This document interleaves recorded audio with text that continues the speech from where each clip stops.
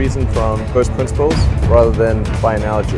So the normal way that we conduct our lives is Elon Musk kuba batunze miliyari 808 z'amadolari y'Amerika. Ubukungu bwe buruta ubw'ibihugu byinshi kandi mu mpande zitandukanye z'isi. Ni umuherwe w'ikirenga ku buryo no kwiyumvisha uko yabigenje ubwabyo byasaba ibisobanuro bidasanzwe. Ubu akubye hafi gatatu umuherwe umukurikira Jeff Bezos.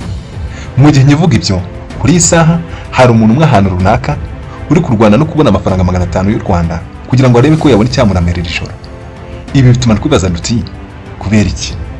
Nibyo aho dukomoka, imiryango tuvamo, ibihugu twavukiyemo bigira uruhare runini cyane mu kuduha amahirwe yo kuba mu buzima bwiza cyangwa se bubi. Ariko se uko umuntu atumbagira mu by'ubukungu buri gihe biba bifite imizi mu murage akomora ku babyeyi be? Oya, iri si hano.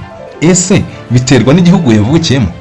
Yego, ariko kandi oya, byasaba ubundi busobanuro. Nibyo ntitwirengagije ko aho wavukiye haguha amahirwe yisumbuyeho yo kubasha kugira kure muri ubu buzima. Gusa ariko nanone ku rugero rwa Elon Musk hari abandi amamiliyoni bavukiye mu mahirwe menshi yari gutuma baba baherwe kumurusha. Hari abavukiye mu miryango yari kize cyane kurusha we, hari abavukiye mu bihugu bifite amahirwe angana cyangwa se rutayo yabonye, nyamara inkuru zabo ntabwo tuzizi. Gusa ariko uko mwahuza amahirwe kose mu buzima, iteka itandukaniro mu mitekerereze yanyu mu guhimba udushya, ako kanya riba rifite ijambo rinini rigomba kwivugira.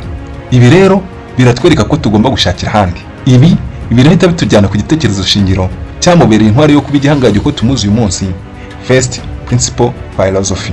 First Principle Philosophy ni imitekerereze ihambaye yabaye intwari ya Elon Musk, Jeff Bezos ndetse n'abandi baherwe mu ngeri zitandukanye z'ubuzima. Muri iki kiganiro ntituribanda cyane ku nkuru zo muri Silicon Valley gusa, ahubwo ibi bitekerezo bihambaye turabisobanura twifashishije ingero zo mu buzima tubayemo iwacu.